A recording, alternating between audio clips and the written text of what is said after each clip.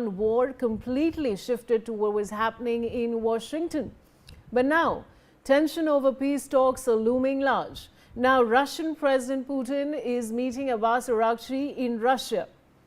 The Iranian foreign minister arrived in Russia today for talks with President Vladimir Putin on Iran's war with the U.S. as negotiations between Tehran and Washington to end the conflict appear to have stalled.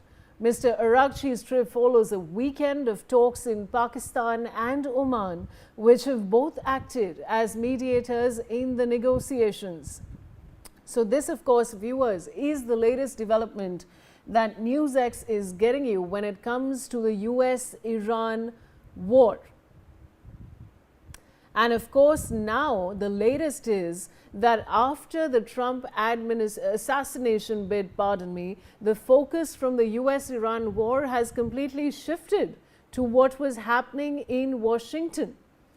Tensions, of course, over peace talks are looming large, as we all know. And now, Russian President Putin is meeting Abbas Araghchi in Russia. This is a big development, viewers. And the Iran foreign minister has arrived in Russia today for talks with President Vladimir Putin on Iran's war with the US. As negotiations are on between Tehran and Washington to end the conflict, which have appeared to have stalled at the moment, viewers.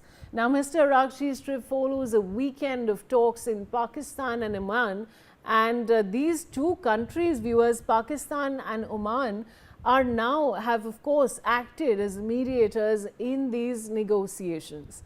But of course, where we see Iran sticking to its ground, Donald Trump also refuses to budge. So negotiations are on the table, but whether the two sides will come to a final conclusion is the point that is the matter of concern when it comes to the negotiations.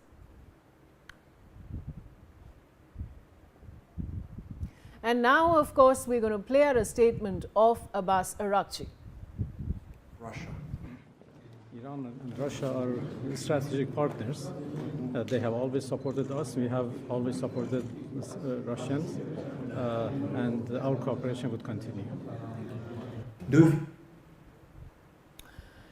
You know, viewers, this statement, of course, that we've played out for you is, of course, a very important statement. But the fact is that this war has been on for 2 months now. And it has created a lot of havoc globally. We're seeing the repercussions of this war in many countries. And of course, the ripple effects were felt in India as well. And everybody now is hoping for peace and for this war to come to an end. But unfortunately, the first round of negotiations has failed. And now what we have to see is whether the second round of negotiations is going to be successful. But for that, viewers, as we all know, both the countries, be it the US or Iran, will have to come with, on the negotiating table with an open mind. Otherwise, of course, unfortunately, the situation will only get tense from here. I have Mr. Manan Dwivedi. He's a foreign affairs expert who's joining me on the broadcast. I'd like to welcome you, Mr. Dwivedi. And of course, now the latest development when it comes to the war is that the Russian President Vladimir Putin is meeting Abbas Araghchi in Russia. And this is, of course, going to be a key conversation. What do you have to say about that? I would just contend that if you look into the historical aspect of it, we find that since the times of Peter the Great, the Tsar in 1720, there was a kind of a period when the Russians and the Persians, the Duchy of Moscow and Persia, they looked at each other as a kind of antagonist, as a kind of a rival. And there were periods of cooperation and conflict as far as the Russian and the Persian relations go. But when it came to militating against the American and the Western sanctions, more so in the context of the proliferation issue and disarmament issues, then Putin chose to intervene in Syria and also in Iran. So they finally went on to become part of the axis of resistance, as it can be referred to as in a kind of a lighter vein. But as far as the current visit is concerned, I personally feel that Iranians completely relied upon Western and American warring equipment. But since 2008-2004, the kind of strategic partnership that is developed between Iran and Russia, that has led to a kind of Russians becoming the paramount and the key suppliers of warring equipment and all kinds of technology to Iran.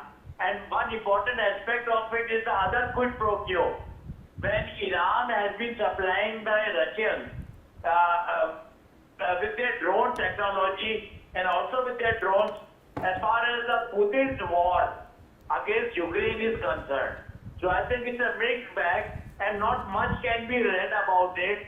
The only idiom that we can stick on to is that the larger battle lines will always remain the same, but it depends upon who's having the higher hand and who's the loser as far as a military conflict or diplomatic fracas is concerned.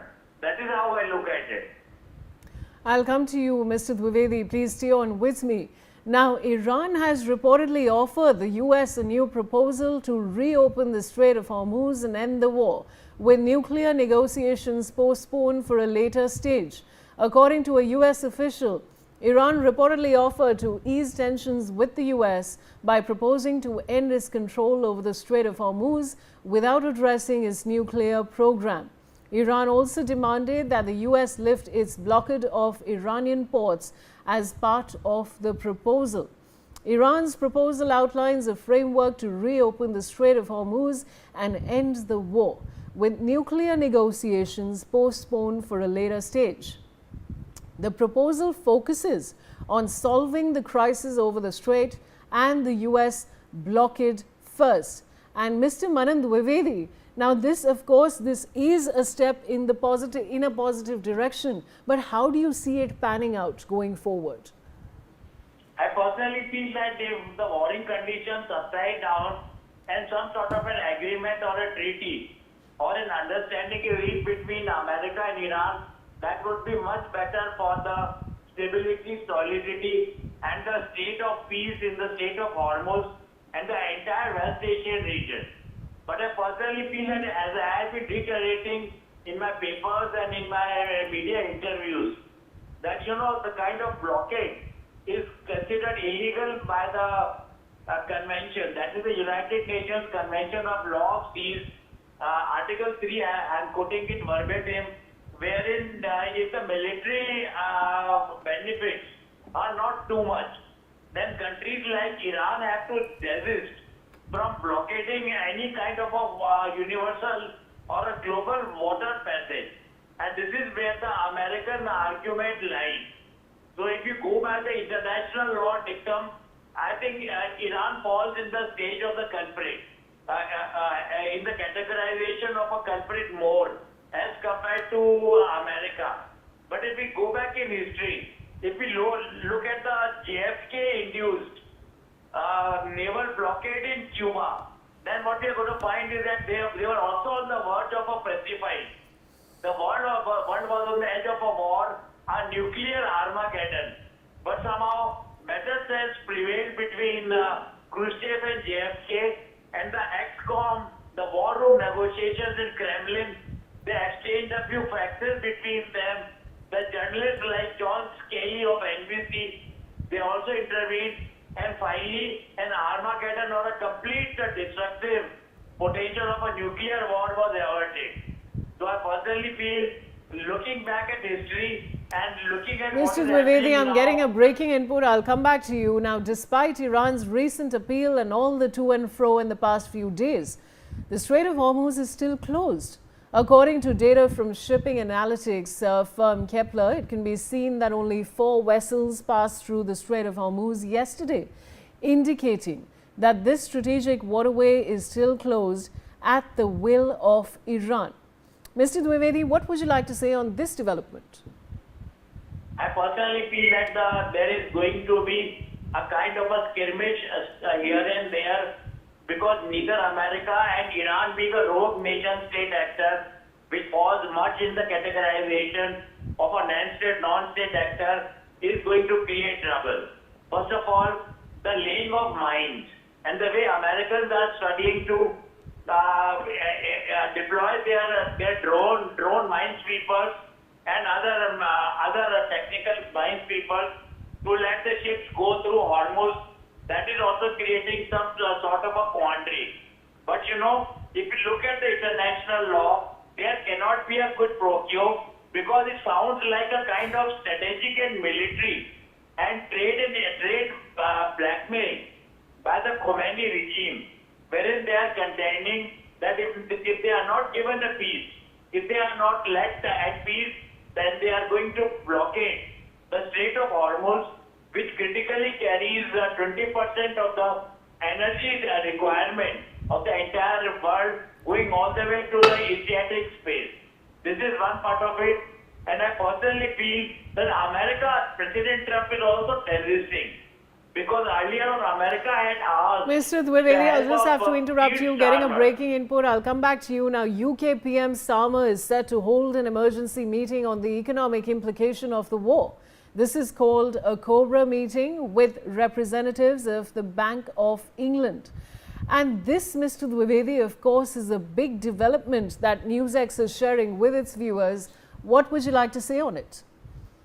I personally feel, if you look at, I'm not aware of the intricacy at the moment, but the Britishers and Keir Starmer, they have been dilly-dallying and they have been vacillating. Earlier on, they had gone on to contend that, like the Ukrainian war, they are going to put in all their apples in the American and the Israeli basket.